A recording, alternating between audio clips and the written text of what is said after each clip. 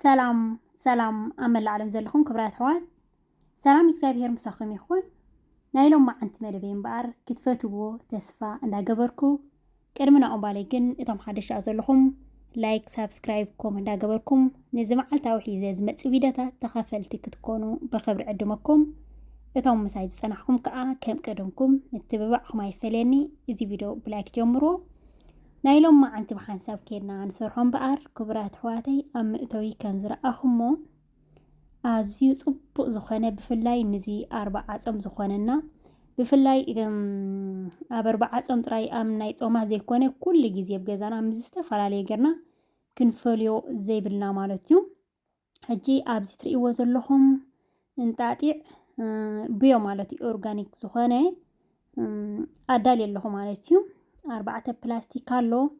እንደገና ኣብቲ ጥርሙዝ ካ ተቀነሰ አሎ ማለት እዩ ኣብዚ ገዛ ዳርጋ እንጣጢዕሲ ኣይፍለን ምባል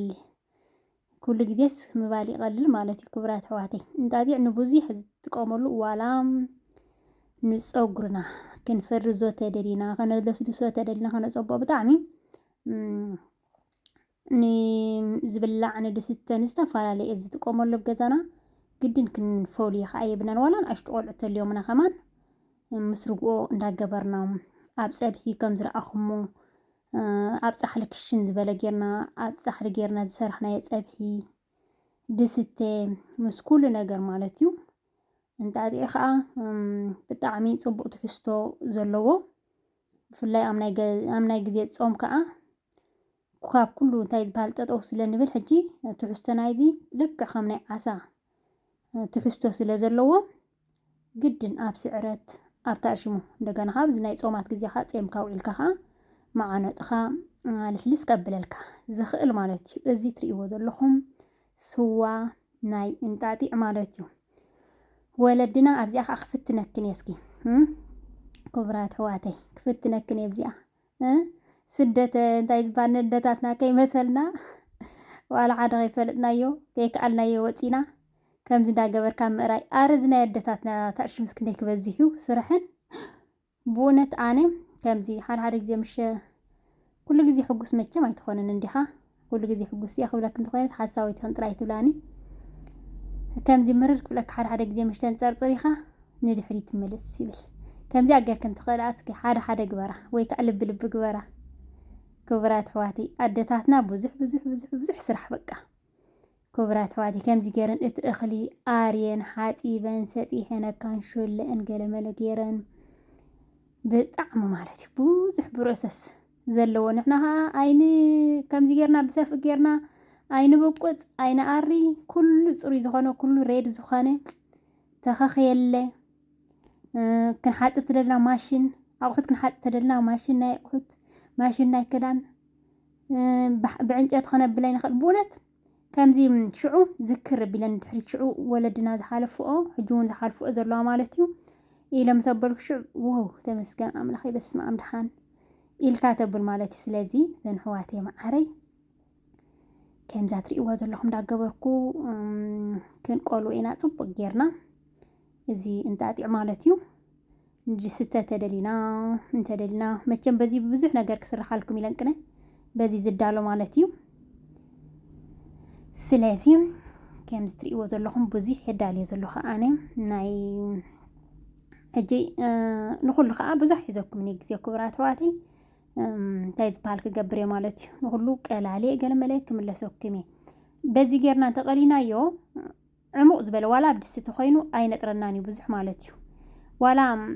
እንታይ ዝበሃል ኮይኑ ከዓ እቲ መኽደን ናይ ድስቲ ርህፀና እንተኮይኑ መሽረፈት ክንገብር ንኽእል ኢና ማለት ወይ እቲ ናይ እንጀራ ነውፅኣሉ ወይ ከዓኒ መሽረፈት ንእሽተይ ተኮይናታ ንቆልወላ ዘለና ድስቲ ከዓ ወይ ባዴላ ንእሽተይ ጌርና ክንገብሮ ንኽእል ኢና ብጣዕሚ ጽቡቕ ዝመፀልና ማለት እዩ እዚ ኣደይ ስለፀት እያ ከምዚኣ ጌርና ጣዕ ዓቢና ቅልውሉ ክነብላ ኢና ንፀብሒ ዝኸውን ክብራት ሕዋተይ ኣነ ብዙሕ ቪድዮታት መዓልታዊ ካብ ሰኒ ክሳብ ዓርብ ዘለዎም ሓደ ግዜ እውን ቀዳመ ሰንበት እንዴት ዝሰርሕ ከምዚ ክትርኢ ኢለ ወይ ካልእ ገለ ኣይኮንኩን ምክንያቱ ብዙሕ ከምኡስ ኢለኩም ኣይፈልጥኒ ብጣዕሚ ኣገዳሲ ዝኾነት ቪድዮ ግን እስኽን ክትጥቀመላ ኣደታት ብጣዕሚ ኣብ ስራሕ ትውዕል ትምህርቲ ትውዕል ኣብ ዝተፈላለዩ ኮለሊልካ ውዒልካ ስሩሕ ዝኾነ ብሰለስተ ዓይነት ጥረታት ዝተዳለወሎ ረኣይኦ ወይ ከዓ ፖስት በልና ደጊም ክትብላት ኮይኑን ክደግመልክን ይኽእል እየ ማለት እዩ። ክቡራት ኣሕዋተይ ንኩሉ ቀላልየ ከምዚ ትርእይዎ ዘለኹም ጌረ ኣዳልየ ኣለኹም። እዚ ሕጂ ወለድና ኣብ ግዜ ቆውዕ ክኾን ከሎ ግዜ ናይ ዘርእታት ክኾን ከሎ ንሰውእተን ድቆአን ክልተ ሰለስተ ቅጫ ንስክናብ ስዋ ዝበሃል ኣብ ገዘን ኣይፈልያን እየን። እዚ ፆማት መግደፍኦ እዚ እንታይ ዝበሃል ክኾን ከሎ ከዓኒ ብጣዕሚ እየን በቃ ሰውእተን ዝካናኸና ማለት እዩ። ሕጂ ከዓ ንቆልዓ ክብላ ይበልዓ ኢሎም እዚ ከዓ ናይ በዓል ቤተይ ናይ 40 ፆም ስዊ እዩ ማለት እዩ። ዝቑቕ ኣቢልና ዋላ ስዋ ጉዕሽ ተዘይገበርና እዚ ቅልል ዝበለ ክንገብሮ ንኽእል ማለት እዩ። ኣምላኽ መስገን ብይኹን ኢኽናም ናይ ተኣርሽሙ ዝነበረ እውን ስዋ እውን ንሰቲ ኢና ዘለና። ስዋ እውን ኣይተረፈናን እዩ። ናይ ዓመቱ ክብረ በዓል ናይ ክዳን ኣምረት ዝነበረ ማለት እዩ። ክልተ ሰለስተ ግብሪ ኣቢልና እንዳሰተና ቀኒና ሕጂ ከዓ እንጣጢዕና እንዳሰተና ንቐኒ ማለት እዩ። ከምዚ ግብሪ ኣቢልና ንደቅና ነልሙዶም ማትወዲ ሕጂ ብጣዕሚ በቃ ብፍቕሪ ፈትዎ ኮይኑ እንጣጢ ክሰቲ ገለ ሕጂ ይደልሎም ይድዎ ማለት እዩ። ንቆልዕቲ ኮይና ሕጂ ከምዚ ተምሪ ግብሪ እንዳበልና ባናና ግብሪ እንዳበልና ፍሩታታት ሕውስውስ ኣቢልና እንዳገበርና ማለት እዩ ክነልሙዶም ክንክእል ኣለና። እዚኣ ከምዚኣ ትርእይዋ ዘለኹም ቢታርሽም እየ ብናይ ጁስ ገይረ እዛ ማሽን ብጣዕሚ እያ ስትር ተብለኒ ሓንሳብ ከምዚ በቃ ብክልተ ሰለስተ ግዜ ገረሲ ድዕሙኽ እያ ተብሎ ኣድክም እያ ተብሎ ሕጂ ግድን ከምዚ ድኽም ዝበለልና ከዓ ዘይኮነ ኦረዲ እንታይ ዝበሃል ጌርና ስለነብሎ ከም ትርእይዎ ዘለኹም ንኩሉ ወዳዲእ ኣለኹ ቁርፅ ቁርፅ ቁርፅ ቁርፅ እኔ ዘብለልኩም ዘለኹ ክብራት ኣሕዋተይ ንስኹም ከዓ ቁርፅ ቁርፅ ቁርፅ ላይክ እቶም ሓደሽቲ እውን ጣዕጣዕ ኣቢሉ ሳብስክራይብ ማለት እዩ። ሕጂ ከም ትርእይዎ ዘለኹም ከምዚ ግብሪ ኣቢልና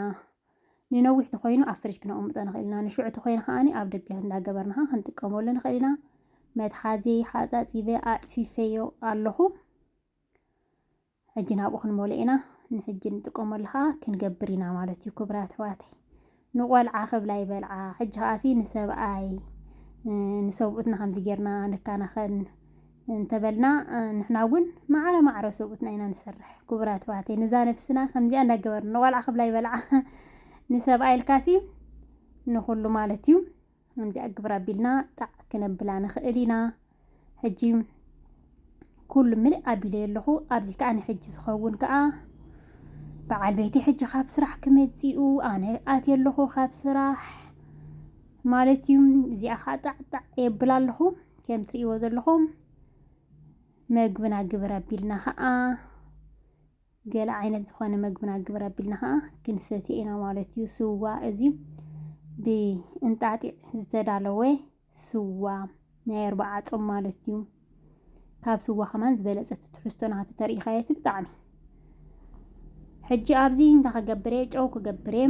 ከከም ምርጫና መዓር ክንጥቀም ንኽእል ሽኮር ክንገብረሉ ንኽእል ሽኮር ተዘይዛሕና እኳ ተመራፂ ተምሪ ክንገብረሉ ንኽእል ባናና ክንገብረሉ ንኽእል እሱ ከከም ታርሽምካ እዩ። ከከም ፕሮግራምካ ኣብ 40 ፆም ከመይ ጌርካ ትሓልፎ ከከም ገዛኻ ከም ናትካ መደብ ዝሓዝካዮ ከምኡ እያ ማለት እዩ። መጀመርያ ፅቡቅ ጌርና ክነብሎ ኢና ዋላ ጥረ ነገር ተኮይኑ በዚ ማሽን ጌርና ከምዚ ይሃርሞምሻ ኣለኹ ሕጂ ድኽም እዩ ዝብለልና ማለት እዩ። ብዙሕ ዘይደኸመልና ኣይንበል ኣዴታትና ክሳብ ዘይቲ ዘውፅእ ጌረንን ብስነ ስርዓት እየን ዝጎድኦ ማለት እዩ። ንሕና ከዓ ከም ትርእይዎ ዘለኹም ክፅቦ መዓት ኮይኑ እምበር ሕጂ ስዋና ስዋ ጉዕሽ ተክንብለክን ዙቅ ኣቢልና መፂና ኣለና ክንቆድሕ ኢና ብሓንሳብ ከይና ድሰራሕናዮ እውን ብሓንሳብ ኢና ንሰትዮ ዘንሕዋተይ ማዕረይ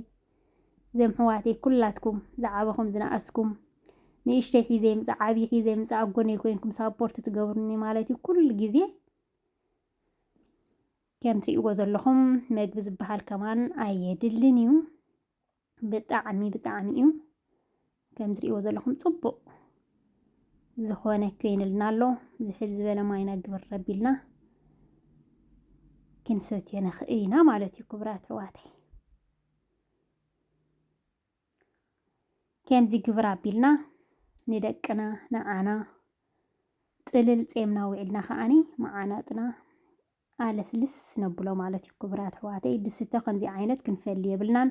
ኣብ ፆም ግዜ ጥራይ ዘይኮነ ኣብ ዝተፈላለየ ክንጥቀመሉ ኣለና